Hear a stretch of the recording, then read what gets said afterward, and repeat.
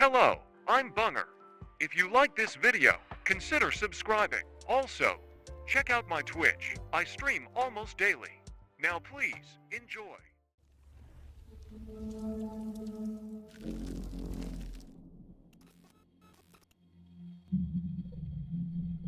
I saw everything. The connection between two worlds. About a century ago, humans were defeated by the Vulgus. Invaders from the other world. Then came the Colossi, who destroyed everything. Humans resisted until they could no longer. Then they found hope.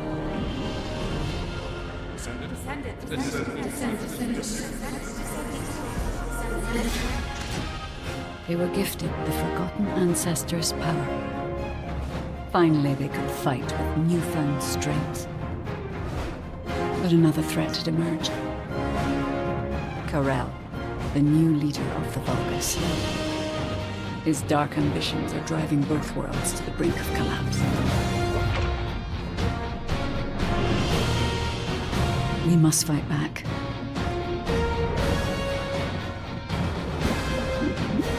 With the ancestors' power bestowed upon us.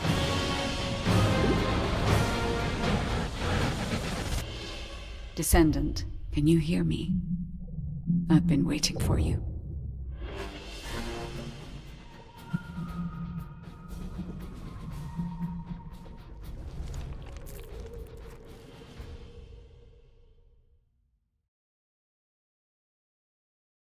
The First Descendants.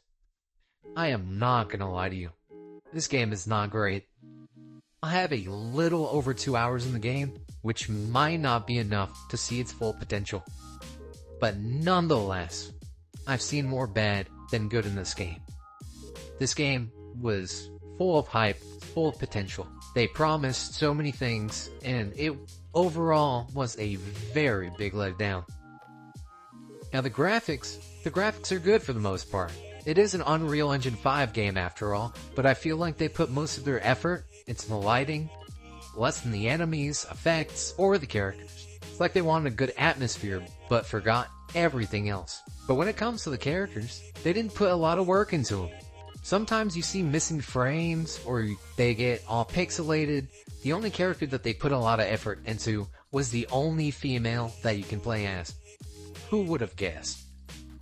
The frames in this game are awful. I went from the highest graphics to the worst, and there was no difference. The frame drops were terrible. Whenever the camera got too close to your character, or there was more than one actual player, the frames practically off themselves. It was the most unplayable thing I have experienced on all of my years of playing games. Especially in the main hub, where there's around 100 people sitting, just doing nothing. You can only imagine how that went. Now on to the combat. The combat, it seems a bit clunky. It's not very great. There isn't many classes to choose from to begin with, and the abilities are almost useless. The enemies do too little damage, and you do too much damage. There isn't enough challenge whatsoever. It didn't feel fun to go around blasting things. I'm not sure if it was because of the frame drops or because of the lack of danger. They would be there, you'd shoot them, and they'd be dead. It would be like a 5-second fight. Now the voice acting. According to the investigative core, the Ironheart is in the ruins. Not good.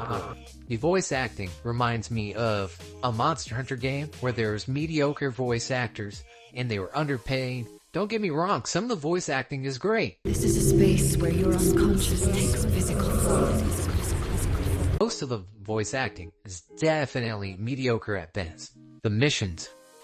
They feel like a mix between Destiny and Warframe's open world system. You go around, you touch these nodes, and accept a mission, and you run around shooting things, and maybe go touch something and sit in a circle. I didn't see any bosses besides the first boss from the beginning of the game. You just run around killing things until one of them drops the item that your mission giver wants. And then you go to the next mission. Not very unique, not very good. Honestly, I was very disappointed by this. The next topic is the customization. The biggest problem with this is there's no passive customization. You can't find armor or weapon customization in the missions. It all has to come from your wallet. Now these aren't cheap.